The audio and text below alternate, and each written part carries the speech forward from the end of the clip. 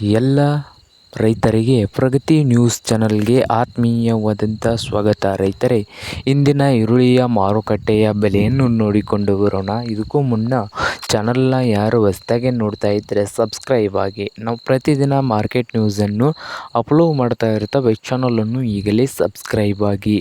ಇವತ್ತಿನ ಮಾರುಕಟ್ಟೆ ಬೆಲೆ ನೋಡೋದಾದರೆ ಬಿಜಾಪುರದಲ್ಲಿ 1 ಕ್ವಿಂಟಲ್ ಈರುಳ್ಳಿಯ ಬೆಲೆ ನೋಡುವುದಾದರೆ 800 ರೂಪಾಯಿದಿಂದ 1700 ರೂಪಾಯಿಯು ಗರಿಷ್ಠ ಬೆಲೆ ಆಗಿದೆ.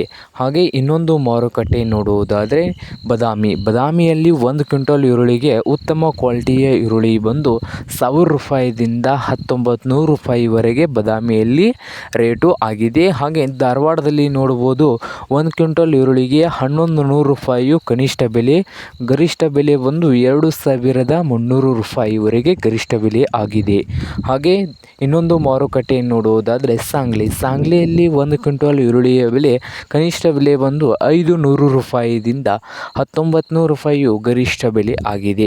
ಹಾಗೆ ಇನ್ನೊಂದು ಮಾರುಕಟ್ಟೆ ಬಂದು ವೀಟಾ ಮಾರುಕಟ್ಟೆಯಲ್ಲಿ 1 ಕ್ವಿಂಟಲ್ಗೆ 800 ರೂಪಾಯಿದಿಂದ 1800 ರೂಪಾಯಿವರೆಗೆ ರೇಟು ಉತ್ತಮ ಕ್ವಾಲಿಟಿಗೆ ಇದೆ.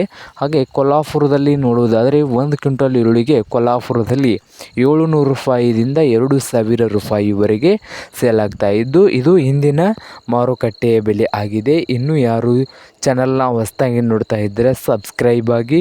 ವಿಡಿಯೋ ಇಷ್ಟವಾದರೆ ಲೈಕ್ ಕೂಡ ಮಾಡಿ.